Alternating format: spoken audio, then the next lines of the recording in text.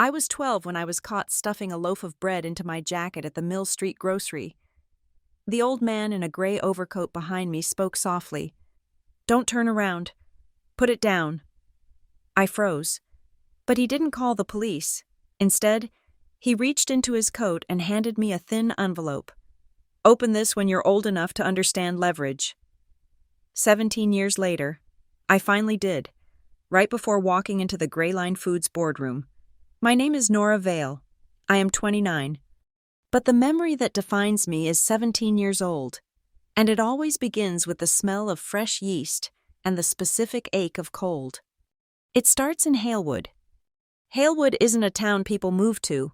It's an industrial grid of brick factories and narrow row houses, huddled against a wind that sweeps off the river carrying the scent of iron and damp concrete. The wind is a constant presence, a physical bully that finds every gap in your clothing, every crack in the window putty. It makes the world feel brittle. The only truly warm place on our block was the Mill Street grocery. The warmth didn't come from the ancient radiator that hissed uselessly by the door. It came from the bakery ovens running in the back. The air inside was a fog, thick and sweet with the smell of baking bread. It was the kind of smell that made being hungry feel worse. At 12, hunger wasn't an abstract concept. It was a physical state of being. It was the dry, papery feel of my lips, the way they snagged and cracked when I pressed them together. It was the hollow, echoing space beneath my ribs. I remember standing in front of the glass display case, staring at a row of simple white loaves. They weren't artisan, they weren't special, they were just enough. The crust was a pale, dusty gold. The steam from the racks behind the counter fogged the glass in front of my face. My stomach felt like it was lined with sandpaper. The decision wasn't a thought, it was a reflex. Mr. Henderson, the owner, was in the back room, shouting at a delivery driver about an invoice. The aisle was empty.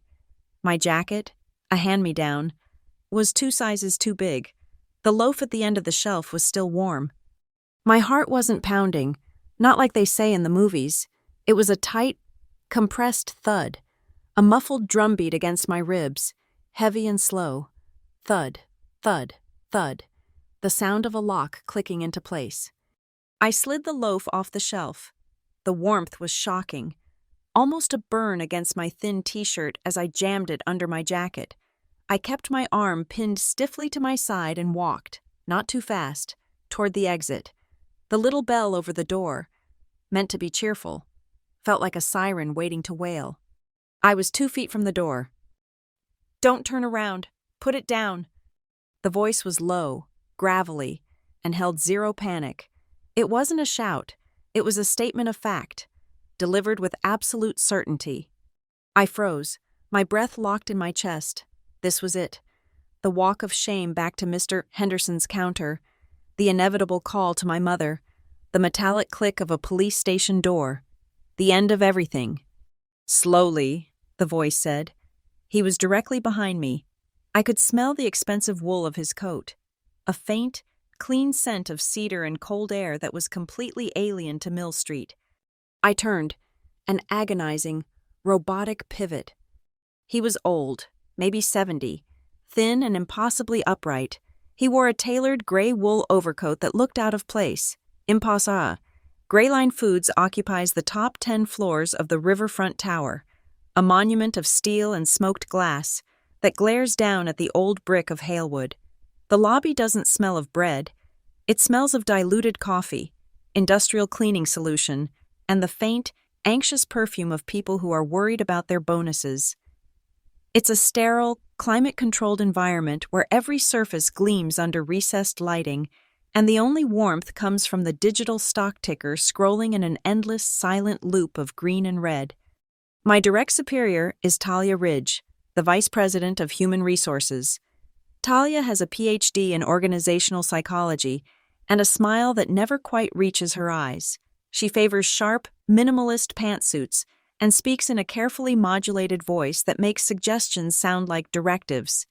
During my 6-month review, she leaned across her expansive white desk, folded her hands, and gave me her assessment. "Nora," she said, her voice dropping into a confidential, conspiratorial tone. "You have a remarkable talent for data analysis, truly top tier, but your contributions in strategic meetings can be a bit disruptive. You're better suited to a silent role. Let the numbers speak for you." It wasn't advice, it was a warning. Stay in your lane, stay quiet. The man who set the lanes was our CEO, Victor Penn. Victor is a charismatic predator with a booming voice, a perfect tan, and a gospel of ruthless efficiency. His current obsession is the company's upcoming IPO. To make the balance sheets look as lean and attractive as possible for Wall Street, he initiated Project Streamline. The first casualty was the warehouse workers' lunch stipend. It was a small thing, just a few dollars a day per employee, but for the men and women working double shifts in the unheated Halewood distribution center, it was often the difference between a hot meal and a vending machine snack. The new corporate slogan, plastered on posters throughout the building and in every internal email, was "Efficiency feeds America." The irony was so thick it was suffocating. My job in the finance department was to analyze cost center reports. I was good at it. I was good at seeing patterns others missed. And I found one in the spoilage and waste column for our bakery division. The numbers were consistently, impossibly high. Millions of dollars in bread, supposedly discarded. But our production output and sales figures didn't reflect that level of loss. The math was wrong. I spent 3 nights digging after hours, cross-referencing shipping manifests with disposal invoices. The money wasn't vanishing, it was being funneled. The inflated spoilage costs were being paid out to a third-party logistics company called North Lane Partners, a company whose registration address was a PSO box and whose directors were untraceable. It was a classic shell company, a corporate ghost created to siphon profits before they ever hit the bottom line, making Gray Line look less profitable on paper for tax purposes, while the cash flowed into an unseen pocket. The next time I questioned a projection in a team meeting, citing the spoilage discrepancy as a potential risk to our forecasting model, my colleague, Mason Keene, responded in the group chat. He didn't use words, he just sent a single emoji. It was a small, petty act, but it was brutally effective. It was a dog whistle. A few others in the chat reacted with a laughing emoji. The message was clear. Look at the little bread girl, trying to play with the grown-ups. The whispers started soon after. She's just a contractor, you know. Her contract is up for review next month. She doesn't really belong in the boardroom.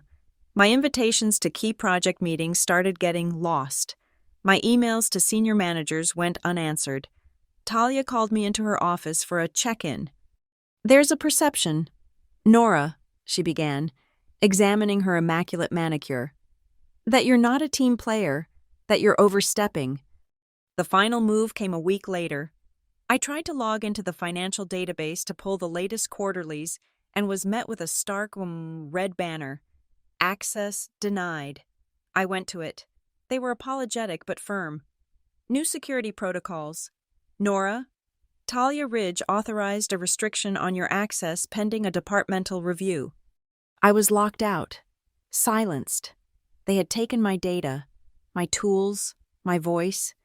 Standing in the cold, humming server room, it hit me. A familiar, cavernous ache opened up in my chest. It was the same hunger from 17 years ago, the same gnawing emptiness. But it wasn't for bread anymore. It was for fairness. For a seat at the table I had earned, for the right to speak the truth and be heard. They were starving me out, and the desperation felt exactly the same. That night, I didn't sleep. I sat in my small apartment, the city lights of Halewood a distant, indifferent glitter. The wind rattled my window pane. I walked to my closet, pulled down an old shoebox from the top shelf, and blew a layer of dust off the lid. Inside, beneath old report cards and a faded photograph of my mother, was the cream-colored envelope. The red wax seal was unbroken, the cursive script as sharp as the day it was written. Open only when you hunger for something other than bread. My hands were steady. I broke the seal. There was no letter inside, no grand explanation, just 2 items. The first was a small, ornate key made of a heavy, dark metal. the kind used for a safe deposit box. The second was a laminated bank card, the old-fashioned kind without a chip or magnetic strip. It was a key card for a vault. Printed on it was a name I had never seen before: August Vale. Tucked inside the envelope with the key and the card was a small piece of heavy cardstock. Folded once, the same elegant, spidery cursive was inside. It wasn't a letter, it was a single sentence. If you found the key, you found the door. August Vale. The name was a phantom, a whisper without a face. It wasn't my father's name. It wasn't a name I had ever heard spoken in our house. Holding the card, I felt a strange sense of dislocated familiarity, like hearing a melody from a dream. The search began that night, fueled by black coffee and a cold, rising sense of purpose. I sat in the glow of my laptop, typing the name into the Halewood Public Records database. For a town built on industry and noise, its digital archives were surprisingly quiet. Most searches for prominent figures brought up newspaper clippings, society photos, gala announcements. For August Vale, there was almost nothing. He was a ghost, a registered voter at an address that had been a vacant lot for 20 years, a name on a handful of old business permits from the 70s, and then a single hit that made me lean closer to the screen, a small article from the Halewood Ledger, dated 15 years ago. Anonymous donor funds Mill Street School lunch program. The article detailed how a private, unnamed benefactor had established a perpetual fund to ensure every child at the local elementary school, my elementary school, received a hot lunch, regardless of their family's ability to pay. The fund was managed by a trust, and the only name the reporter could pry from the school district was that of its legal administrator, August Vale. He fed hungry children. The man who had stopped me from stealing bread had been paying for my school lunches all along. The bank listed on the card was Halewood First Merchant Bank, an old stone institution downtown with brass doors and a hushed, cathedral-like atmosphere. It was a place for old money, for fortunes made in steel and shipping, not for data analysts in off-the-rack business attire. I made an appointment, simply stating I needed to access a safe deposit box held in trust. The bank manager, a man named Mr. Davies, with a meticulously trimmed silver beard and a suit that probably cost more than my car, met me in his wood-paneled office. He was polite but visibly skeptical.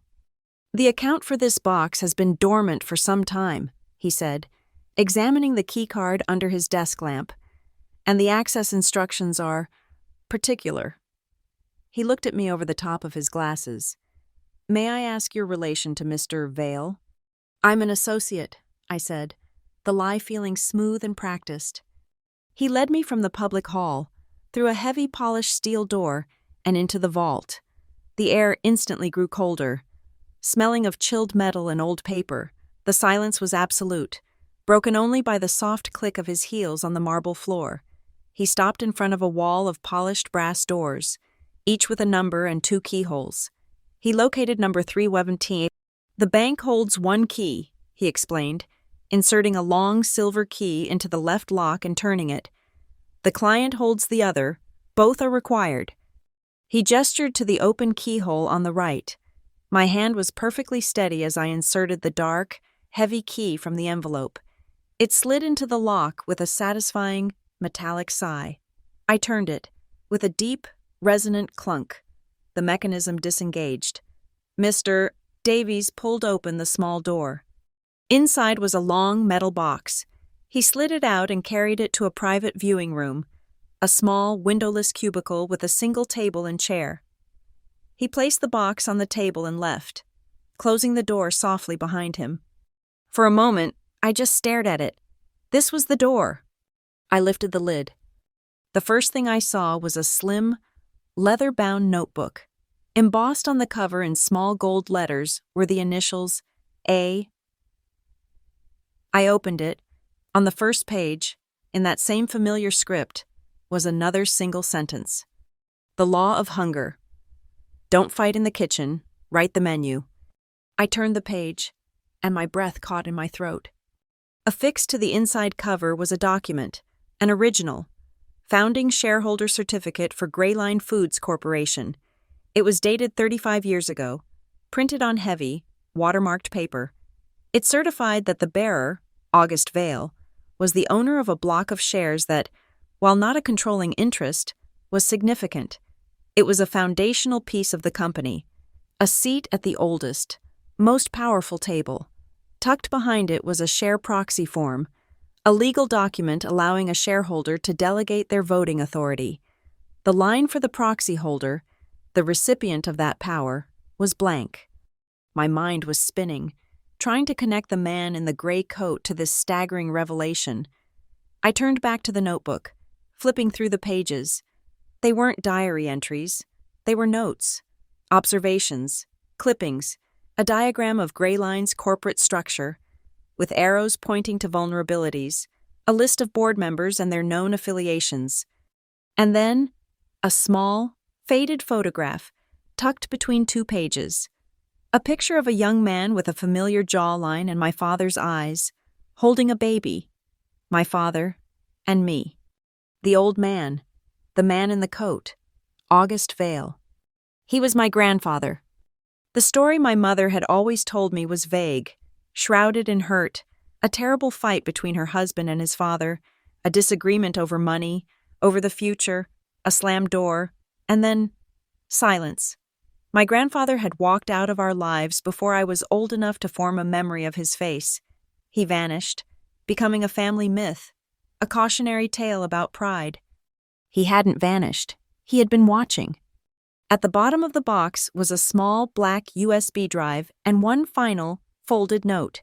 The note was brief. When they make others hungry, they owe a debt to bellies. Leverage is debt. My hands were trembling now. I slid the USB drive into my laptop. It was unencrypted. There were 3 folders. The first contained copies of every major supply contract Greyline had signed for the past 10 years. The second contained a detailed flowchart, mapping the exact path of funds from Greyline's spoilage write-offs to Northlane Partners, and from there to a numbered account in the Cayman Islands, an account registered to a holding company owned by Victor Penn. The third folder held audio files, secretly recorded minutes from Victor's private meetings, where he boasted about creative accounting and shareholder blindness.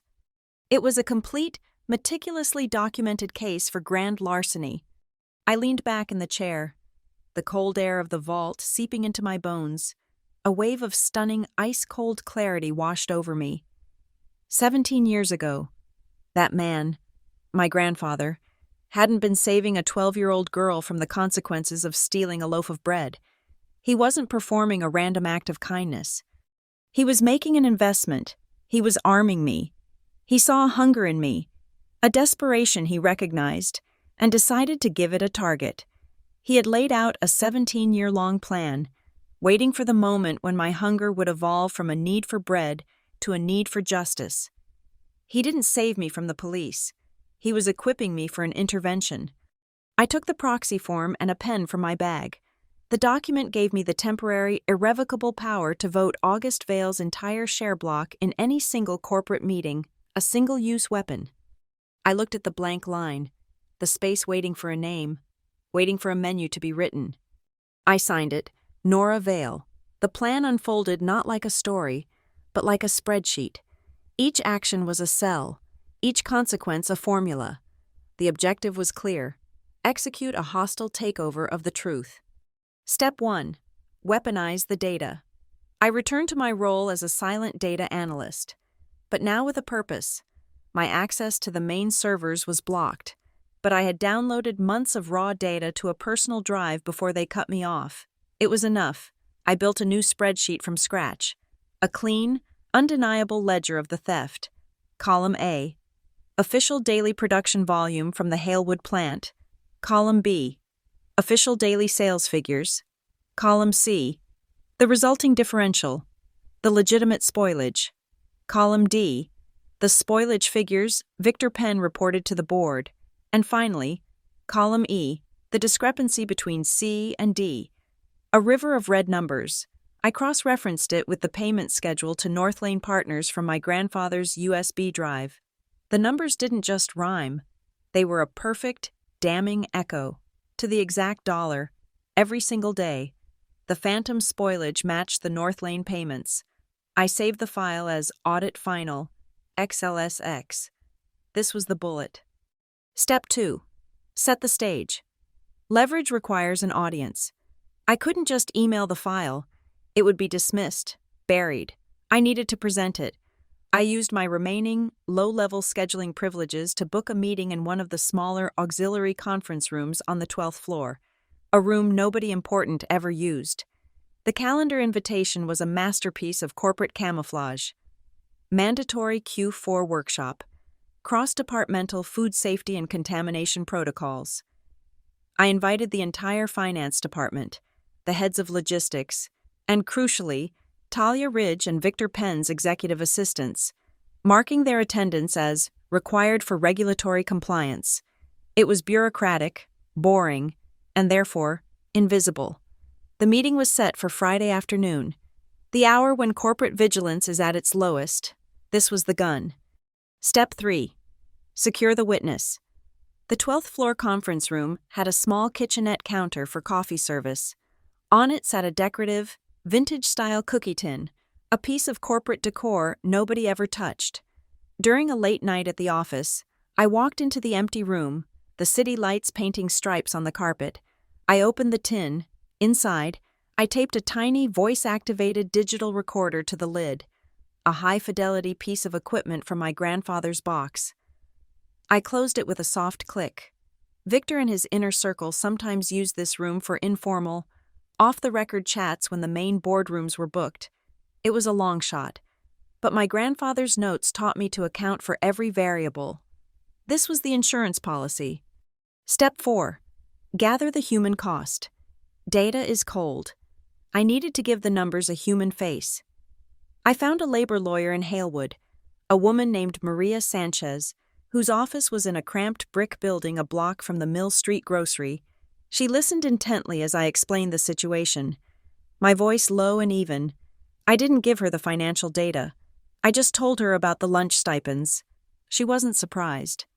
"I've been hearing whispers from the warehouse for months," she said, her expression grim. "Workers getting dizzy on the line, people skipping meals to make rent."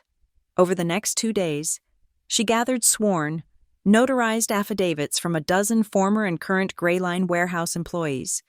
Testimonies of hunger, of corporate indifference, stories that would turn Victor's "Efficiency Feeds America" slogan into a sick joke. This was the motive. Step 5. Demand entry. With the trap set, it was time to officially announce my presence. I drafted a formal email to the corporate secretary and the entire board of directors. I attached a scanned copy of the executed share proxy for August Vale's founding stock, citing the specific company bylaw governing the rights of founding shareholders.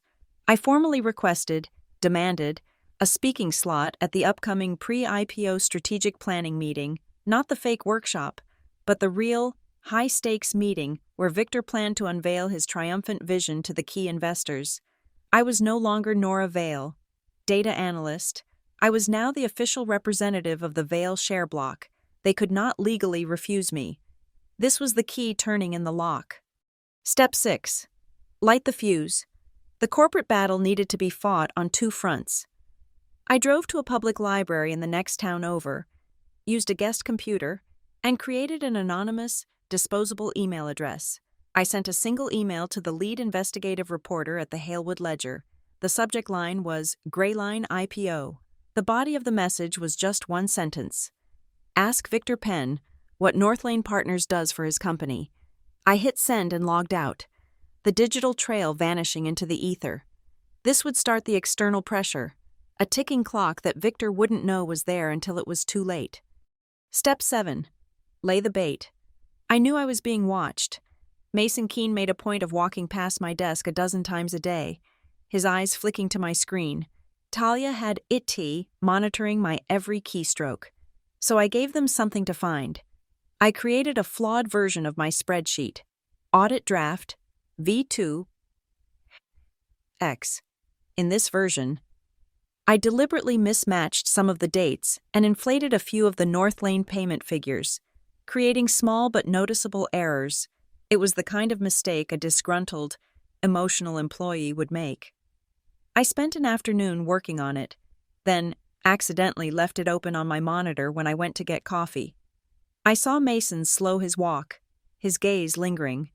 A few hours later, I saw an IT alert on my system log, a remote file access from an administrator account. They had taken the bait.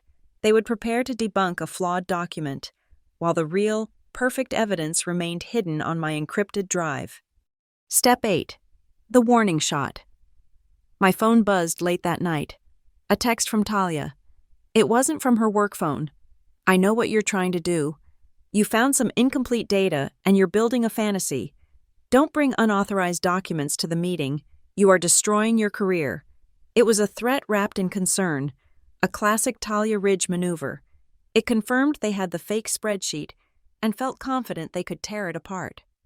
Step 9. The reply.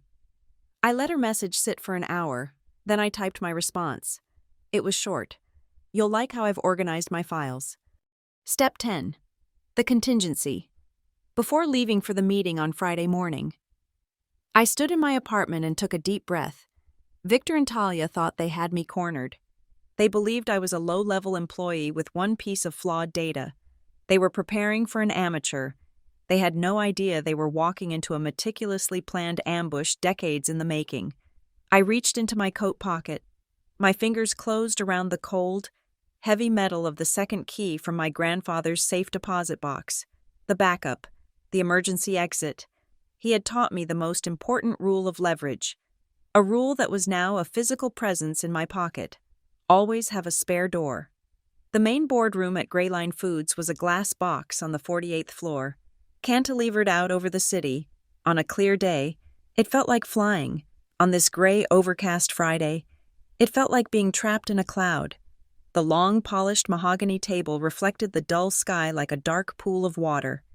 Victor Penn stood at the head, radiating impatient energy. Talia Ridge was at his right, her laptop open, a picture of calm efficiency. Mason Keene was further down, scrolling through his phone with a barely concealed smirk. The rest of the board members and key investors were either physically present, older men in dark suits, or tiled across the massive screen at the end of the room via Zoom, their digital faces looking bored and expectant. I walked in precisely at 2:00 p.m., every head turned. The conversation, a low murmur about IPO pricing, stopped dead. Victor's face tightened. He gave a short, sharp laugh, a sound like dry paper tearing. Nora, I believe there's been a mistake. This meeting is for senior management and the board. He made a get-out gesture with his chin, dismissing me like a server who had brought the wrong order. I walked past Mason, ignoring his snicker. I stopped at the table, directly across from Victor, and placed my laptop on the gleaming mahogany. Then, I took the laminated bank card, the key card to the vault, and slid it onto the table. It made a small, distinct click in the heavy silence. Then it's for family now, I said, my voice quiet but carrying clearly across the room. Victor squinted at the card, annoyed. What is this? Some kind of joke? But Talia, at his side, had gone rigid. She leaned forward slightly, her eyes fixed on the card. I saw her lips form the name, soundlessly, before she spoke it aloud. Vale, as in August Vale? Her voice was thin, a thread of sudden, metallic fear. A flicker of confusion crossed Victor's face. He knew the name. Of course, every founding board member did. It was a ghost in their ledger, a block of shares that had sat dormant for decades. He just hadn't connected it to me. He looked from the card to my face, and for the first time, a shadow of uncertainty dimmed his confident bluster. I am the appointed proxy for the August Vale share block, I stated. I didn't wait for a response. I walked to the head of the table, unplugged Victor's laptop from the main display, and plugged in my own. A gasp came from someone down the table. Victor started to lurch forward. You can't! My desktop hit the main screen. It was clean, save for one file. Audit Final, XLSX. For the past 18 months, I began, my voice as level and cool as the glass surrounding us. Gray Line has been reporting anomalous figures in its spoilage division. I opened the file. The spreadsheet filled the screen. Clean columns, hard numbers. Column A, daily production. Column B, daily sales. Column C, legitimate waste.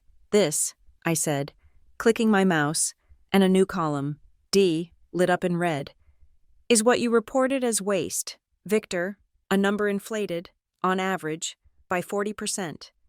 I clicked again. A flowchart appeared on the screen. A clean, simple diagram that even a child could understand. This inflated spoilage cost was paid out daily to a vendor, a logistics company called North Lane Partners. A box labeled Gray Line Foods flowed into a box labeled North Lane. A company that, according to its incorporation papers, is a shell. Its payments are immediately rerouted. A new line appeared on the flowchart. From North Lane, it led to a box labeled Cayman ACCT 4409B. And this account, I said, clicking one last time, is registered to a holding company, V Penn Capital, whose sole director is Victor Penn. The room was utterly, completely silent. The faces on the Zoom screen were frozen, their eyes wide. Victor's face was a mask of crimson rage. This is libel, he finally bellowed, slamming his hand on the table. It's a fabrication. This data is garbage. He looked wildly around the room. She's a disgruntled contract employee. We caught her manipulating data just this week. Talia, show them. Show them the file we found. Talia fumbled with her mouse, but she looked sick. He's right, I said. The entire room turned back to me. The data file you found on my computer was fabricated. It was full of errors. I left it for you to find. Victor's mouth opened, then closed. This, I said, gesturing to the flawless, damning ledger on the screen, is the real file, but I understand. Numbers can be dry. Perhaps you'd prefer something more anecdotal. I minimized the spreadsheet. I opened an audio file. My grandfather's recorder was exceptional. The audio was crystal clear. Victor's voice, not his booming CEO voice, but his relaxed, after work, 3 scotches in voice, filled the boardroom. It was from 2 Fridays ago, in the 12th floor conference room. It's not even a big deal. The IPO blows everything up. It's just a simple tax optimization thing, a way to move a little liquidity offshore before the lockup. Relax. By the time the auditors even smell it, we'll be on the cover of Forbes. Talia's voice, fainter. It still feels risky. Victor's laugh. Risk is what we sell. Talia, the board just wants to see a lean machine, so I'm giving them one. The warehouse guys lose their lunch money. We tighten the belt, and my bonus pays for a new boat. Efficiency feeds America, right? Mason Keene, who had been watching this all with a look of horrified confusion, let out a nervous, barking laugh. Is that a deepfake? That's, like, AI, right? His laugh died in his throat as I clicked to the next slide. It was a screenshot of our internal team chat. It showed my original query about the spoilage figures, and right below it, Mason's response, the single emoji. Or this Mr. Keene? I said. Is this also AI? I clicked again. A screenshot of an email, sent from Mason's account to Talia Ridge, forwarding the mandatory food safety workshop invitation. His added text, FYI, the bread girl is trying to bake something. Mason turned a shade of pale gray that matched the sky outside. Talia looked like she was going to be physically ill. Victor was past rage. He was in a cold, reptilian fury. Security, he roared, stabbing a button on the conference phone. Get her out of here. She is fired. She is... I don't think you have that authority anymore, Victor. I turned to the end of the table, where Sarah Jenkins, the company's general counsel, sat. She was a sharp, pragmatic woman in her 50s, invited by Victor to observe what he assumed would be my public execution. Her face was pale, but her eyes were sharp, calculating the blast radius. I walked to her and held out the small, black USB drive from my grandfather's box. It contained the spreadsheet, the audio files, the flowchart, the shell company records, and the notarized affidavits from the warehouse workers. As a representative of a founding shareholder, I said, my voice resonating with the new, cold power in the room, I am formally submitting this evidence of fiduciary malfeasance and probable wire fraud to the company's general counsel. I trust you will advise the board on its duties. Sarah Jenkins looked at the drive, then at my face. She didn't hesitate. She took it. Thank you, Ms. Vale. Wait, one of the investors on the Zoom call shouted, his voice tinny and panicked. Wait a goddamn minute. Who is this woman? Who is her legal sponsor? Who is August Vale? All eyes, in the room and on the screen, turned to me. They saw a 29-year-old woman in a simple blue dress, a low-level analyst who had just decapitated the company. They were looking for the power behind me. They were looking for the man who had sent me. I looked directly into the camera, meeting the eyes of the investor. I let the silence stretch, letting them feel the weight of the name they had forgotten, the name that had built the floor they were standing on. August Vale, I said. I didn't need to say anything else. I wasn't ready to play my last card. I didn't need to tell them he was my grandfather.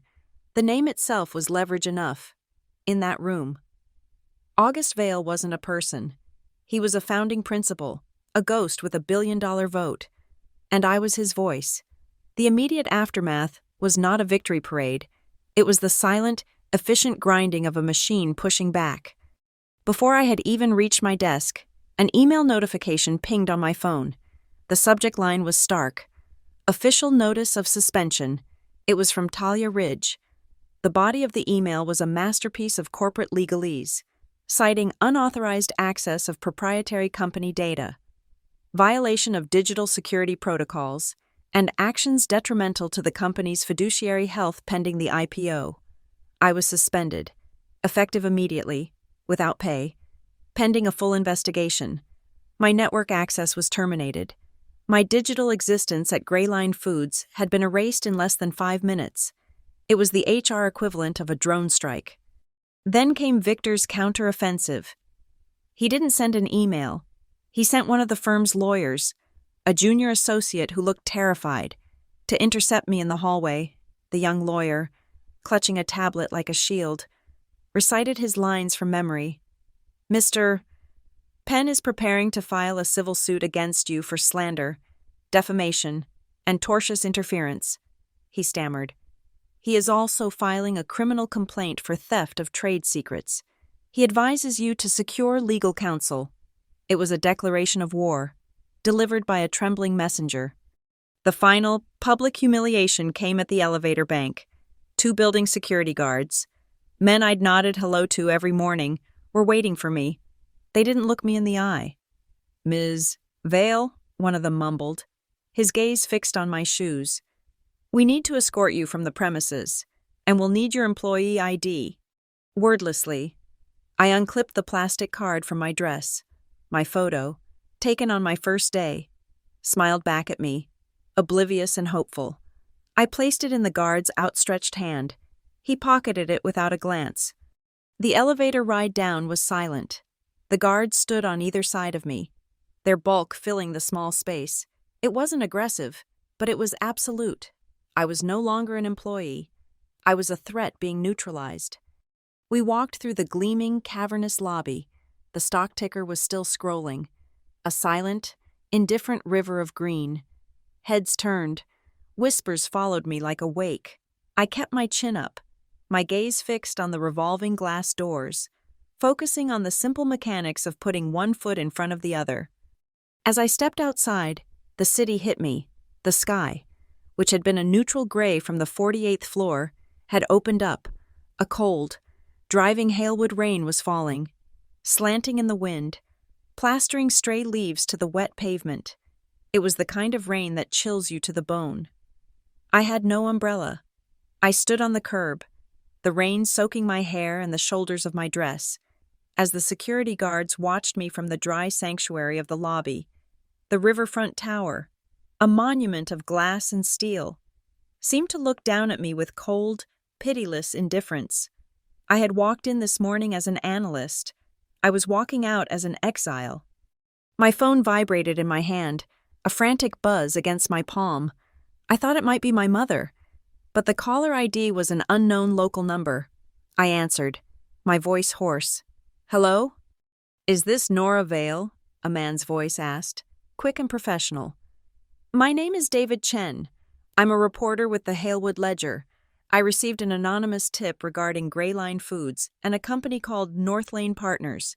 My sources are now telling me there was a major disruption at a board meeting less than an hour ago, and that you were at the center of it. Would you be willing to go on the record?" The world seemed to slow down. The rain, the traffic, the distant city noise. It all faded into a low hum. This was the precipice. The fuse I had lit was now burning in someone else's hand. If I talked to him, the story would explode. It would no longer be a corporate battle. It would be a public spectacle. Victor's lawyers would paint me as a vindictive leaker, a criminal. My case would be tried in the press before it ever saw a courtroom. But if I said nothing, my story would die in the dark. Victor's machine would grind me into dust, and no one would ever know why. "I can't talk right now," I said, my voice barely a whisper. "I need to call you back." I hung up before he could object. The choice was a razor's edge. If I lost this fight now, I wouldn't just lose my job. I would be blacklisted, buried under lawsuits I couldn't afford, a cautionary tale for anyone who dared to question the men at the top. If I won, they wouldn't just lose their jobs. They would lose their reputations, their fortunes, their freedom. The IPO would crumble into dust. My phone buzzed again. This time, it was my mother. I knew what this call would be. I answered. "Nora, what have you done?" Her voice was thin with a lifetime of fear. The news was already out.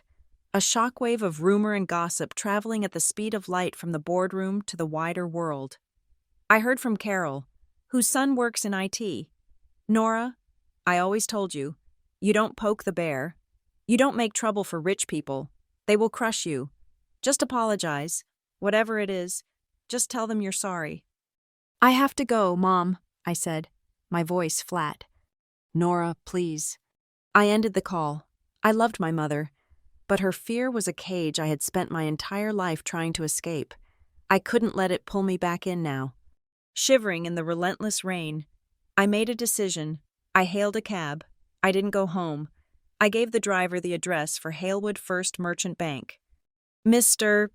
Davies, the bank manager, looked surprised to see me again so soon, and in such a disheveled state. But my name, my real name, was now on the access registry. He led me back into the vault without a word. The cold, silent air was a comfort, a quiet tomb far from the storm outside. He unlocked his side of the box, and I inserted the second key, the spare door. He left me alone in the viewing room. This time, the box felt heavier. I lifted the lid. There was no notebook, no USB drive, just a single, thick envelope made of heavy cream-colored paper, sealed with the same red wax AV monogram. Inside was a single sheet of handwritten stationery. The ink was a deep, authoritative blue. The message was not a piece of advice. It was a command. "Nora, they will not fight you with facts, because the facts are not on their side. They will fight you with procedure, with lawyers, with the rules they wrote to protect themselves. If they try to strangle you with the law, you must open their throats with stock." Beneath the letter was another document, a legal draft prepared by a law firm I didn't recognize. Vale, Albright and Stern. It was a formal petition to the board. It cited a little-known, archaic clause in the original Gray Line Foods corporate charter, a founder's prerogative clause. It stated that any shareholder from the original founding bloc could, upon presentation of evidence of gross mismanagement or moral turpitude by the executive leadership, force an immediate emergency meeting of the full shareholder body for the purpose of a vote of no confidence. It was a corporate kill switch, a constitutional crisis built into the company's DNA. All it required was a signature. The game had changed. Talia's email, Victor's lawsuit. That was all HR procedure. That was a fight in the kitchen, a squabble over who was allowed to speak. This document moved the battle into the dining room, in front of all the guests. It wasn't about my suspension or my access to data anymore. It was about who had the right to own the company. I took out my pen. The rain was streaking down the windows of the cab on the way over, but in the cold, silent heart of the vault, my hand was rock solid. I signed my name on the signature line. I put the document back in its envelope, walked out of the vault, and mailed it from a postbox on the corner, addressed to the law firm of Vale, Albright and Stern, for immediate service to the Gray Line board. The counter-strike was over. My own had just begun. The fight was no longer about personnel. It was about shareholders. The Riverfront Auditorium was Gray Line's theater of power. It was not a boardroom. It was a stage, designed to make the executives on the brightly lit platform look powerful and the shareholders in the tiered, shadowy seats look small. Above the stage, a screen the size of a billboard glowed with 2 words in a stark, white font: Special Meeting. The air was cold, recycled, and carried the low, anxious hum of hundreds of people speaking in hushed tones. Victor Penn walked onto the stage at 9:00 a.m. sharp. He did not look like a man accused. He looked like a man inconvenienced. He was immaculate in a dark charcoal suit, his tan vibrant under the spotlights. He strode to the polished oak lectern and placed his hands on it, proprietary and confident. Beside the lectern sat a thick, glossy, bound document, his IPO prospectus, the holy scripture of his new religion of greed. He gripped the lectern's edges, a predator scanning the herd, looking for the weak, looking for me. He didn't find me in the employee section. I entered from the side aisle, a carpeted walkway reserved for board members and major institutional investors. My heels made no sound. The sudden, collective turning of heads was a physical force, a wave of curiosity and hostility. I walked with the deliberate, unhurried pace of someone who knew the layout of the store, someone who was simply there to make a purchase. I wasn't an employee, I wasn't an activist, I was a shareholder, and I had come to collect a debt. I took my seat in the 3rd row, directly in the center, placed my simple leather portfolio in my lap, and folded my hands. "Ladies and gentlemen," Victor began, his voice booming with false magnanimity, "I am aware of the dramatic and baseless accusations that have forced this unnecessary meeting." He was cut off, not by me. "Mr. Penn, you will yield the floor." The voice came from a man in the front row, who now stood and walked to a secondary microphone. He was in his late 60s, with a shock of white hair and a suit of such perfect, simple tailoring that it screamed old money. He was Mr. Albright, of Vale, Albright and Stern, my grandfather's lawyer. Victor looked bewildered. "Who in the hell do you think—" "Mr. Albright," Sarah Jenkins, the general counsel, interjected from her seat on the stage. Her voice was strained. She was holding a copy of the petition. "The board recognizes you as counsel for the August Vale share block. You have the floor." Albright gave a curt, dismissive nod. "Pursuant to Article 9, Section 4 of the original corporate charter," he began, his voice like dry ice, clear and cold, "we, the representatives of a founding share block, have presented the board with irrefutable evidence of gross mismanagement, fiduciary malfeasance, and moral turpitude on the part of the Chief Executive Officer, Victor Penn. We are here today to table one motion, and one motion only, a vote of no confidence in Mr. Penn and a call for his immediate removal." The sound of hundreds of people inhaling at once was like a sudden drop in cabin pressure. The rustle of papers as shareholders scrambled for the evidence packet was explosive. "This is an ambush," Victor roared, his face darkening. "A procedural coup. You cannot—" "Mr. Penn, you will have a chance to respond," Albright said, his tone flat, unimpressed. "The board, in accordance with the bylaws, has granted Ms.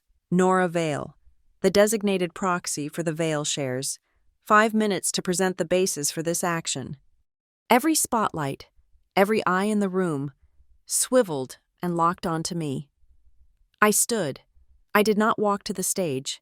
I walked to the aisle microphone, a small island of light in the sea of darkness.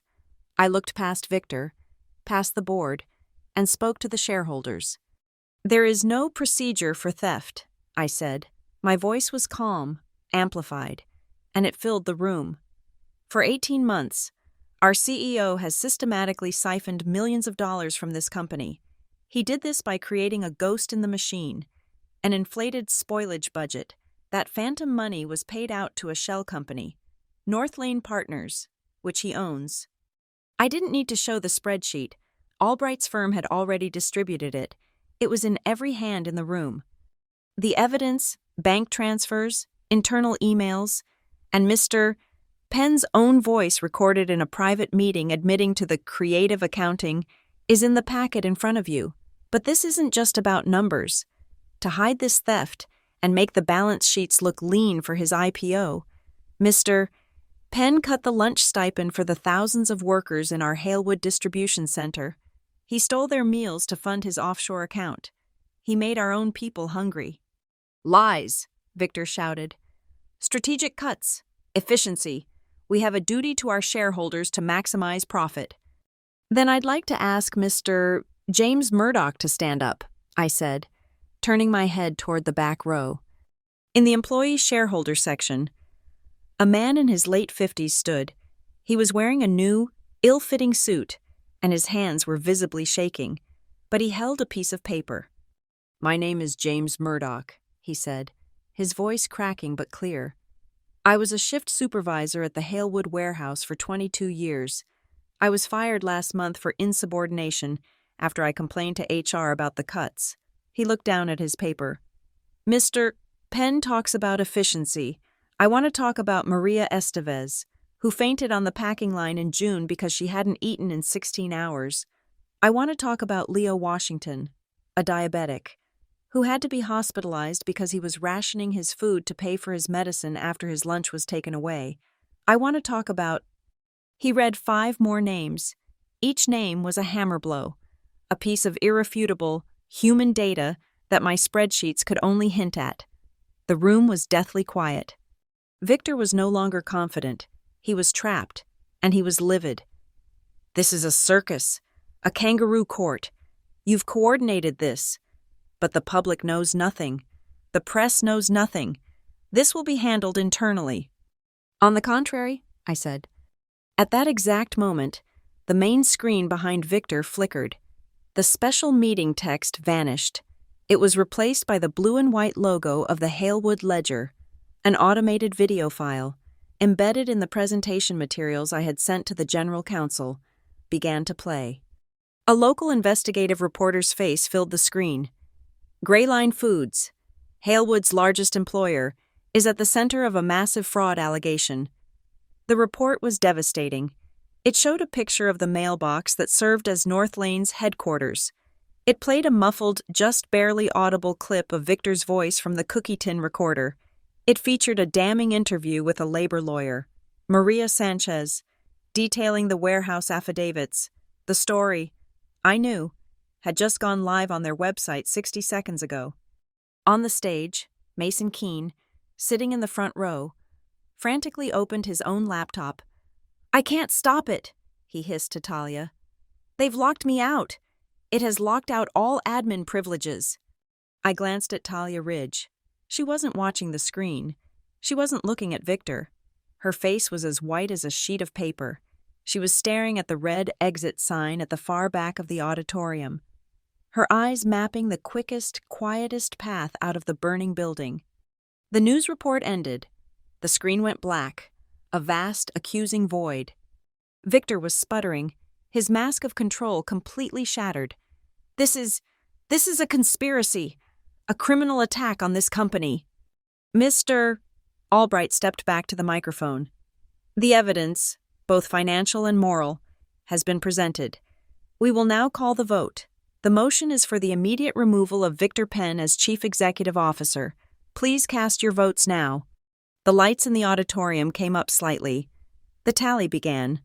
On the main screen, 3 columns appeared. yea, nay, abstain. The votes were electronic. The institutional investors, the pension funds, the banks, despised two things: theft and the public scandal of it. The yea column began to climb, a digital thermometer of their fury. Yea, 30%, yea, 40%. My heart was a fist in my chest. James Murdoch was clutching the back of the seat in front of him. Yea, 45%. The nay votes. Victor's loyalists trickled in. Nay, 25%. Yea, 48%. It was slowing. A few large blocks, the ones Victor had personally courted, clicked in as nay. A massive 20% block of undecided investors simply sat, their votes uncast. Abstaining by default, the tally froze. Yea, 48.5%. Nay, 31.5%. Abstaining remaining, 20%. A low murmur of confusion swept the room. It wasn't enough.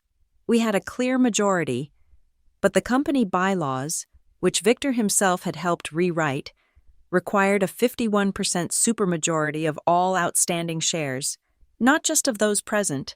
To forcibly remove a CEO in a special meeting, the abstainers counted as nays. We were short by 2.5%. We had lost. Victor stared at the numbers for a long, silent moment. The color flooded back into his face. A slow, venomous smile spread across his lips. He had survived. He straightened his tie. He turned, not to the shareholders, but to me. He leaned into his lectern microphone, and his voice was a low, triumphant purr. A valiant effort, Ms. Vale, truly, but, as you can see, the shareholders have spoken. The motion fails. Now, if you'll excuse me, I have an IPO to launch. The auditorium was suspended in that terrible, heavy silence that follows a public execution that has been stayed. Victor Penn's smile was a scar of triumph on his face, raw and victorious. He was already turning away from me, a dismissive flick of his shoulder, turning toward the board to accept their silent, relieved congratulations. He had won. The bylaws had held. The machine had protected its own. The YEA voters sat stunned, their faces pale. James Murdoch, in the back, slowly sank into his chair, a man hollowed out. I did not sit down. I did not move. I waited for the shuffling of papers to cease. Into the microphone, I spoke again. My voice was not loud, but in the absolute, defeated stillness, it cracked through the room like a branch snapping in a frozen forest.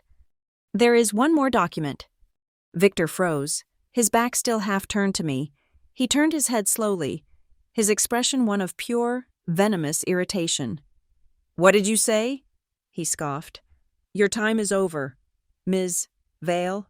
The shareholders have spoken. Security. This meeting is not over. Mr. Albright's voice cut in, sharp and sudden. He was on his feet again, his white hair a beacon in the front row.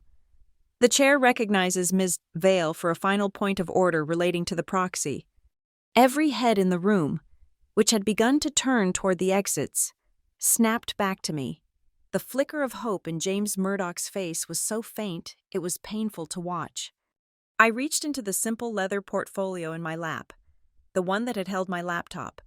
It also held a single, slim, cream-colored envelope, identical to the one I'd opened in my apartment.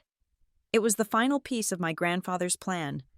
I took the envelope and walked, not to the microphone, but down the center aisle, toward the stage.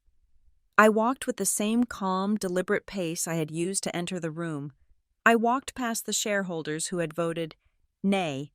I walked past the ones who had abstained. My footsteps were the only sound in the vast hall.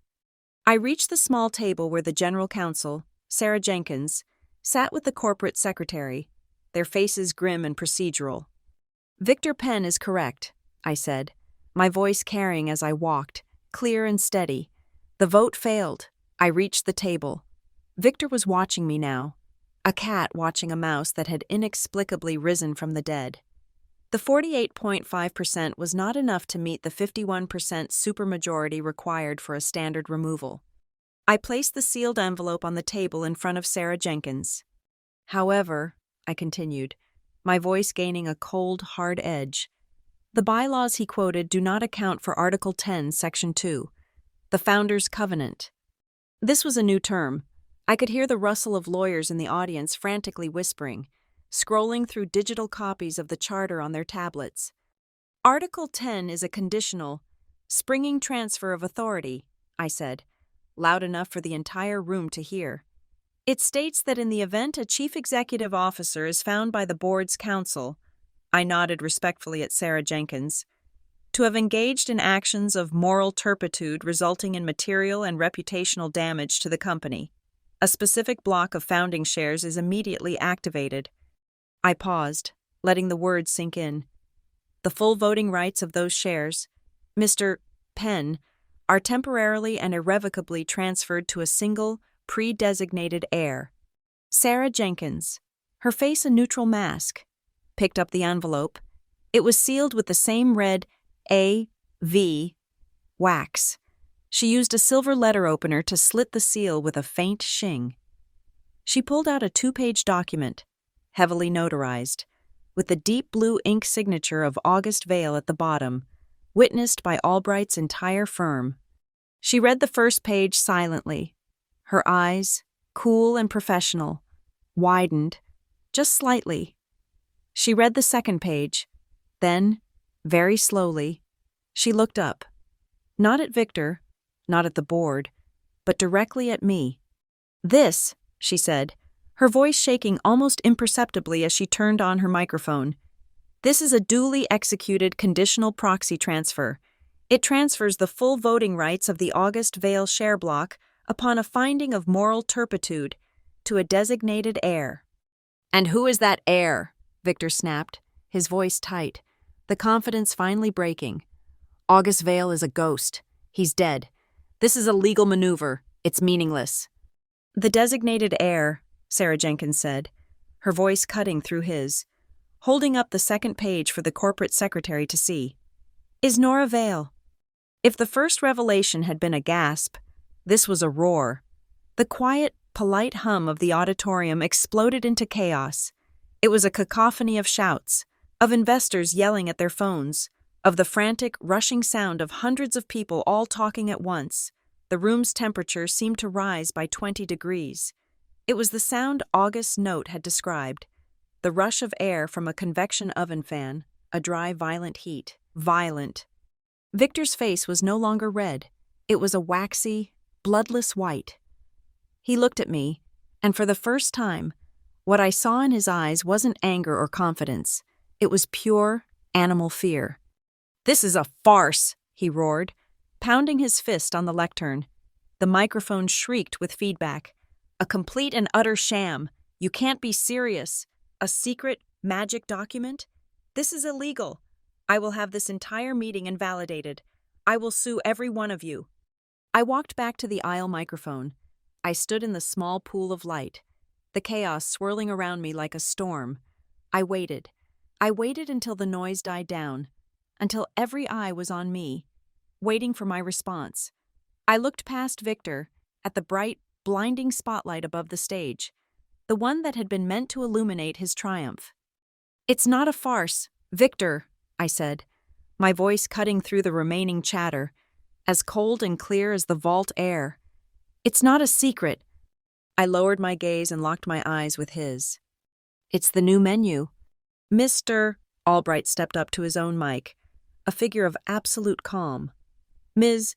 Jenkins, as general counsel, has the moral turpitude clause been triggered, in your legal opinion?" Sarah Jenkins stood, holding the document.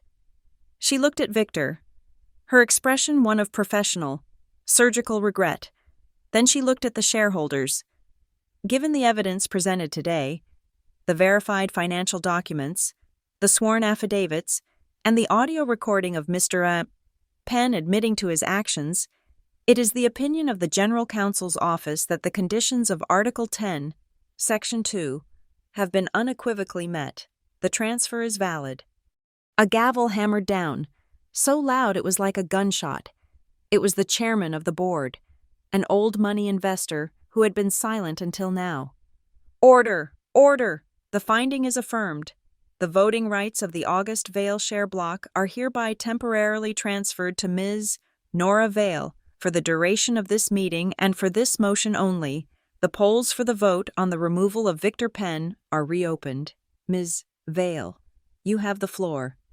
The digital tally reappeared on the giant screen, the numbers exactly as they had been, frozen in failure. Yea, 48.5%. Nay, 31.5%. Abstaining remaining, 20%. The room was silent again, but this time, it was the silence of a held breath, the silence of a blade at a throat. I held the small wireless voting device that had been given to every shareholder. I didn't have to look at it. My grandfather's shares, I said, my voice echoing in the vast, still hall, comprise 5% of this company. As sole proxy for the August Vale block, I cast my vote. I pressed the yay button. I held it down, as if physically pushing the numbers over the line. On the screen, the tally flickered. The YEA column flashed once, and the numbers rolled over. Yea, 53.5%. The red line of the 51% supermajority was crossed. The motion passed. The number hung in the air. A final, irrefutable judgment. Victor Penn just stared at it. He didn't speak. He didn't move. He didn't even breathe. He just stared at the screen. A man who had just watched his own name be erased from his own story. For a long moment, the number just hung there. 53.5%. It wasn't a number. It was a judgment, a verdict, a guillotine blade that had just fallen. Victor Penn stood frozen at the lectern, his face a mask of disbelief. The raw, triumphant fury had vanished, replaced by a hollow, slack-jawed shock. The predator, for the first time in his life, had become prey. He looked at the number on the screen, then at me, then back at the number, as if trying to will it to change through sheer force of his ego. It did not. The chairman of the board's gavel came down again. This time, the sound wasn't a crack. It was a thud, the sound of a coffin lid closing. The motion carries, the chairman announced, his voice devoid of emotion. Victor Penn is hereby removed as Chief Executive Officer of Greyline Foods, effective immediately.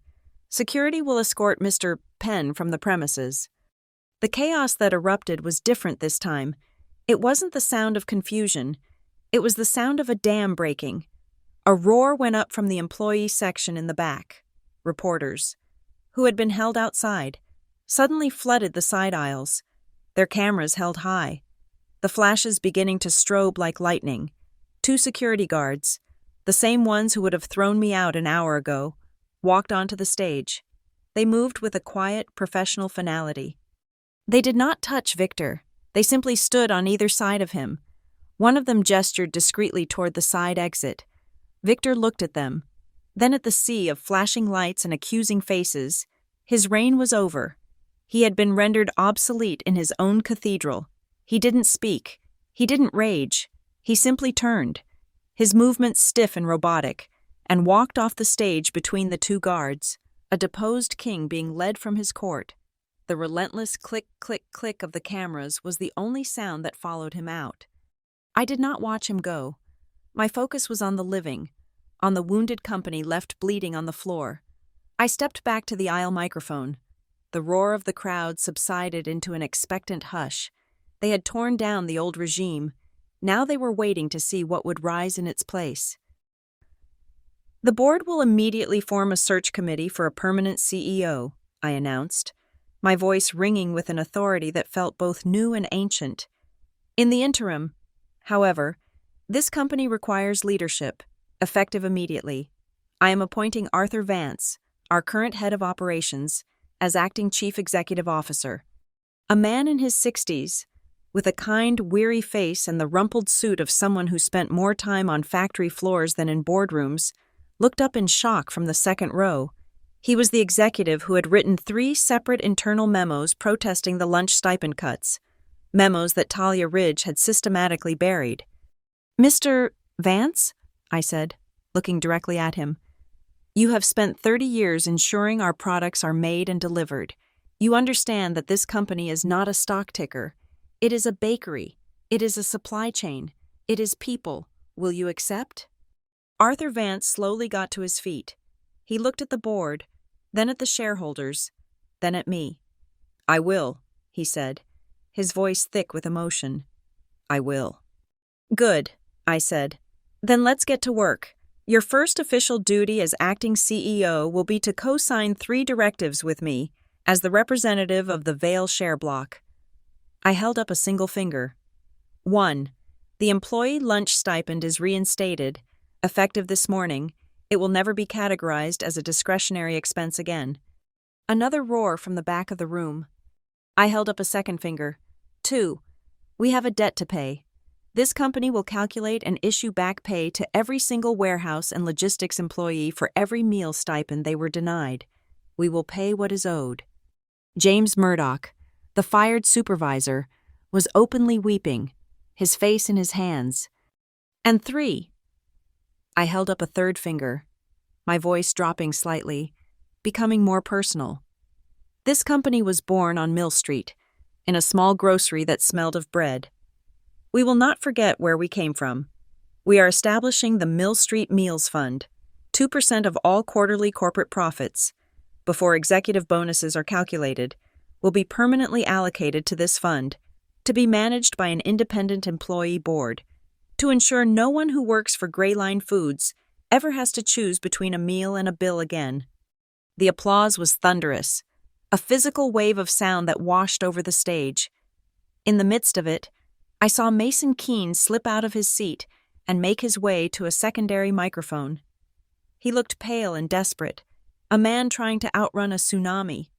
Ms. Vale, he said, his voice obsequious and pleading.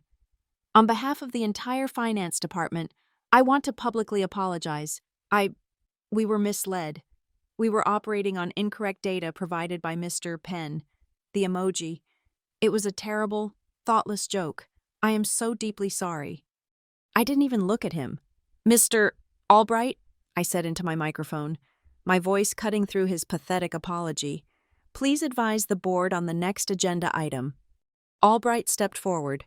"The board will now table a motion to suspend Vice President of Human Resources, Talia Ridge, pending a full internal and external investigation into her complicity in the North Lane fraud and her suppression of employee complaints." Talia, who had been trying to blend into the wall, flinched as if struck. Her attempt at a quiet escape had failed. All the spotlight swung to her. She simply stared back, her face a blank mask of terror. The motion was seconded and passed in a near-unanimous voice vote. The entire event was being live-streamed by the Halewood Ledger on their website. On the large screen, a technician had switched the feed to show the public view. I could see my own face, steady and determined, and beside it, a column of comments was scrolling by, a digital waterfall of public opinion. Finally, someone stood up to him. "My dad works at that warehouse. Thank you. Nora Vale for president. Who is this woman? A hero." The last comment hung in the air, a question I was finally ready to answer. The camera zoomed in on my face. I knew the world was watching, the shareholders, the employees, the city of Halewood, the anonymous faces behind the scrolling comments. I looked directly into the lens. I felt the weight of 17 years, the memory of a gray coat, the phantom warmth of a stolen loaf of bread. I took a breath, and for the first time in my life, I claimed my entire inheritance. "My name," I said, my voice clear and ringing with a final, unshakable truth, "is Nora August Vale." The auditorium fell into a profound, echoing silence. The two names, Nora and August, hung in the air, connecting across a generational chasm. The ghost in the ledger had a face. The phantom shareholder had an heir. The quiet old man who fed hungry children had a granddaughter who had just fed justice to the wolves. And then, the silence shattered. It wasn't applause. It was an explosion. It started in the back, with the employees, a raw, guttural roar of pure, unadulterated joy. It spread to the shareholders, who were on their feet, clapping not just for the saved investment, but for the sheer, breathtaking spectacle of the victory. James Murdoch was hugging the people next to him. Arthur Vance was pounding the railing on the stage, a huge grin on his face. It was the sound of a story finding its right and proper ending. In the middle of the beautiful, deafening noise, I stood perfectly still. My hand, on its own, went to the pocket of my dress, the same pocket where, as a hungry 12-year-old, I had hidden a stolen loaf of bread. It felt empty, but it wasn't. It was full of the weight of a decision, the consequence of a choice made 17 years ago by a man I barely knew. The hunger was finally over. The meal had been served, publicly, and in full. I didn't stay for the applause.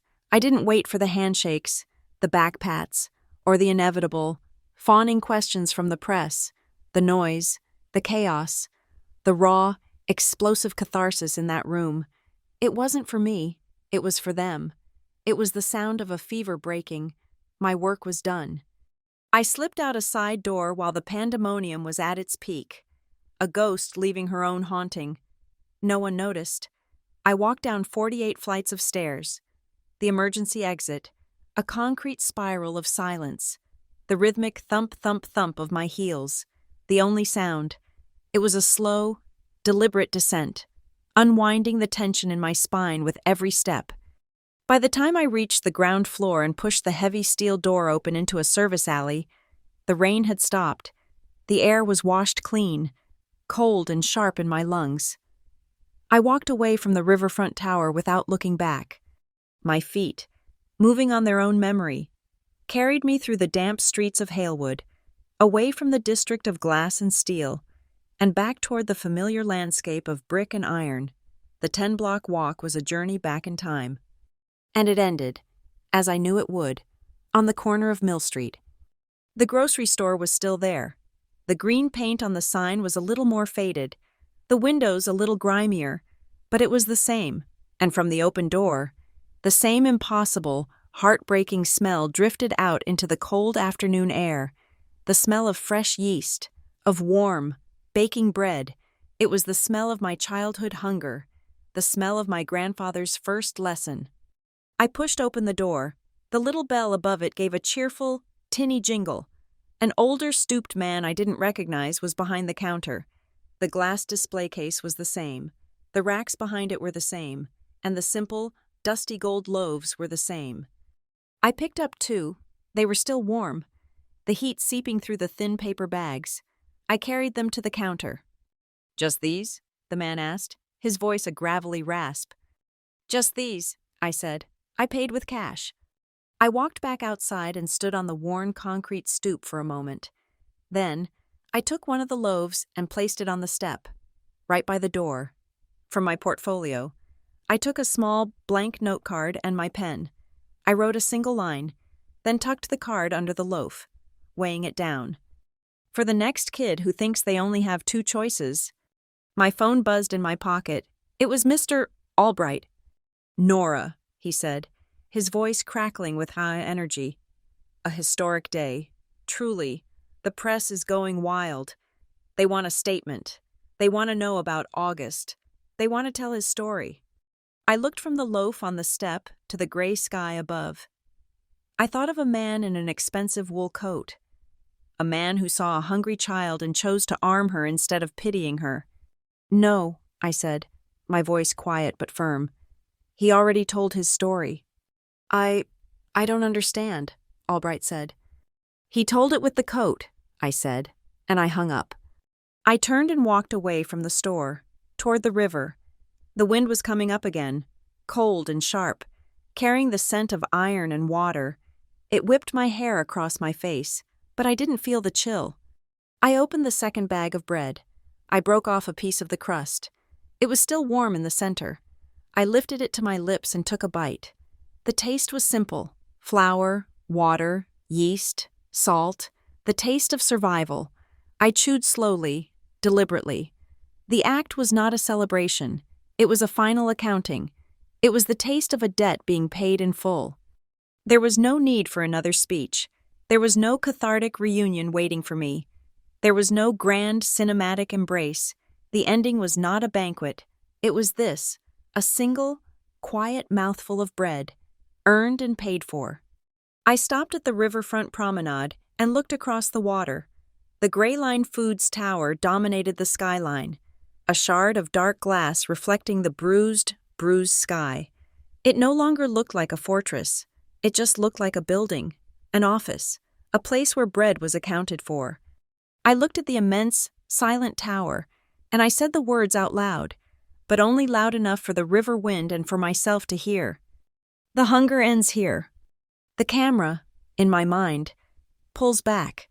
It rises high above the river, showing a small, solitary figure standing on the waterfront, a woman in a simple dress, holding a loaf of bread.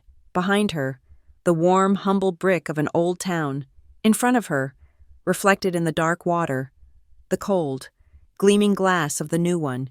A tiny speck of flour, caught on the wind, dusts the air around her and is gone. Black screen. Thank you so much for listening to this story. It's been a journey, and I'm so glad you were here for it. I'd love to know where you're listening from. So please drop a comment below and let's connect. Share your thoughts on Nora's journey. I read every single one. If you enjoyed this, please consider subscribing to the channel and giving this video a like. And if you really want to support what we're doing, hit that hype button. It tells the algorithm that this is a story worth hearing and helps it reach so many more people. Thank you again for being the best part of this community.